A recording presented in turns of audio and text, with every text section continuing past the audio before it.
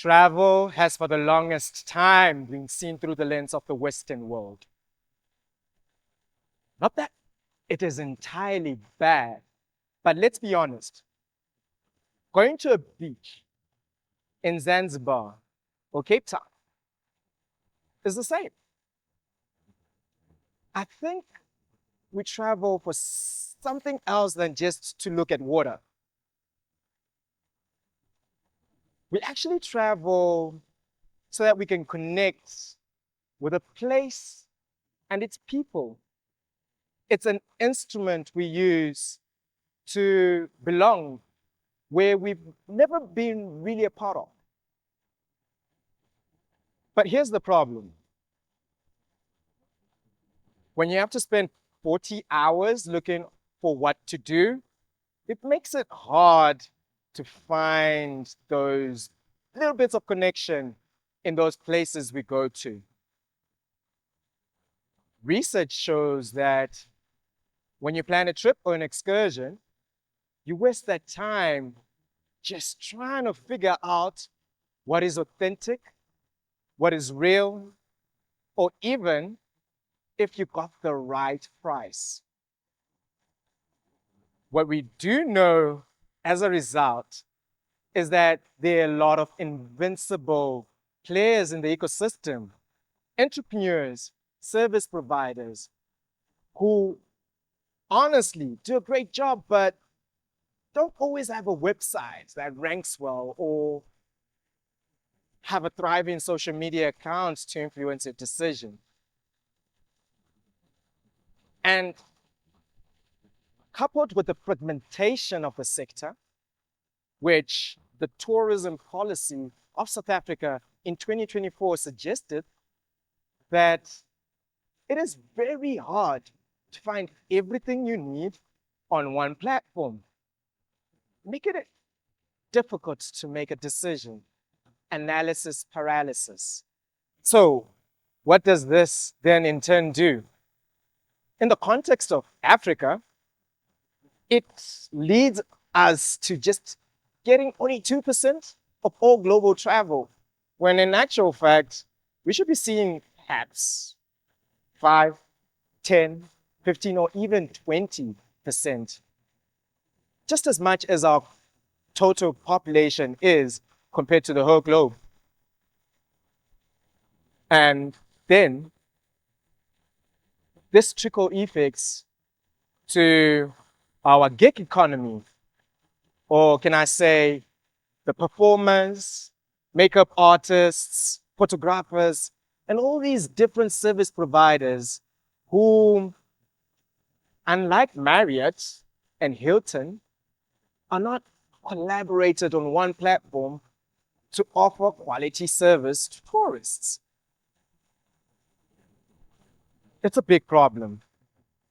And I am so passionate about solving it. But let me introduce myself. I go by the name Mr. African Tourism.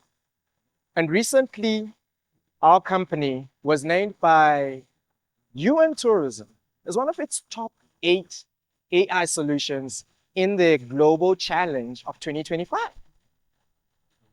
And though that sounds like a great achievement to be recognized by the leading authority in travel, there are a couple of things that the sector has just not been structured in a way that will benefit those who come behind us. And I hope to give you a look into how we can structure this sector so that more people in our continent can benefit from it. Now, I recall the last safari I was on, and it was very bland. It was a last minute thing where my friend was like, let's get out of the city. But I also do recall the first safari I was on, which was so immaculate because I actually got to watch a lion kill. I tell you, the difference between those two safari experiences was the planning it took. My friend was just like, hey, let's get out of this place.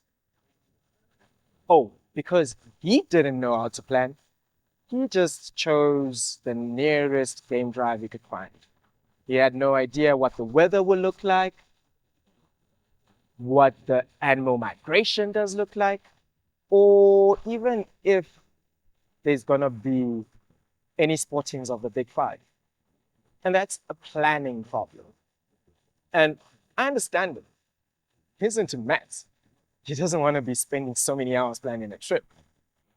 So, if you waste 40 hours planning a trip, what can you do to either save your time and actually get the result you want? And the simple answer is AI. The ability of it to sift through so many pieces of content at the same time and give you a result is so compelling. So why did UN Tourism think that our AI solution is worth recognizing? I think it's because of the mindset behind it.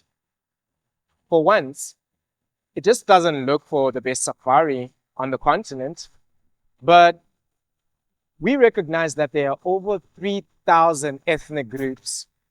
And of those ethnic groups, not all of them are made equal.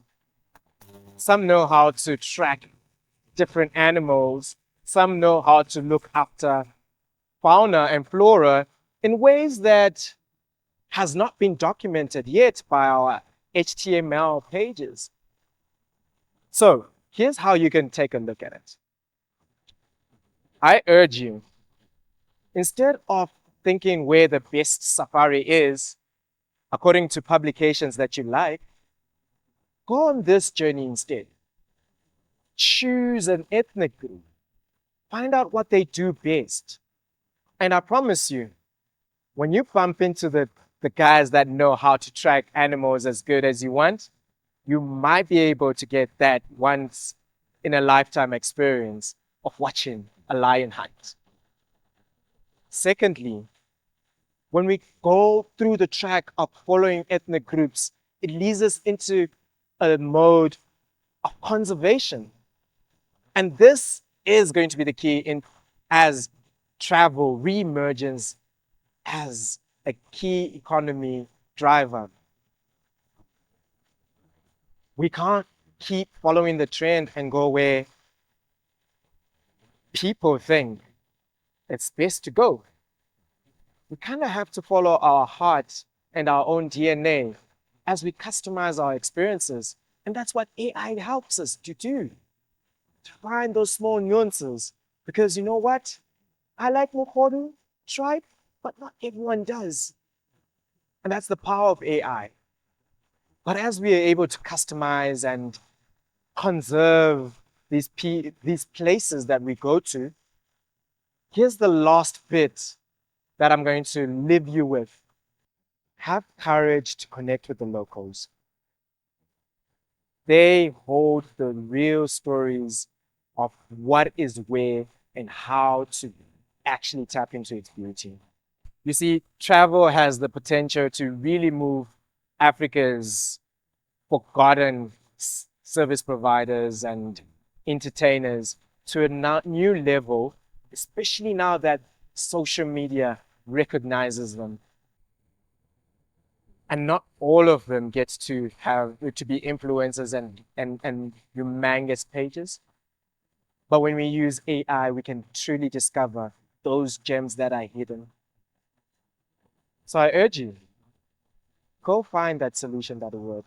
Or maybe use ours.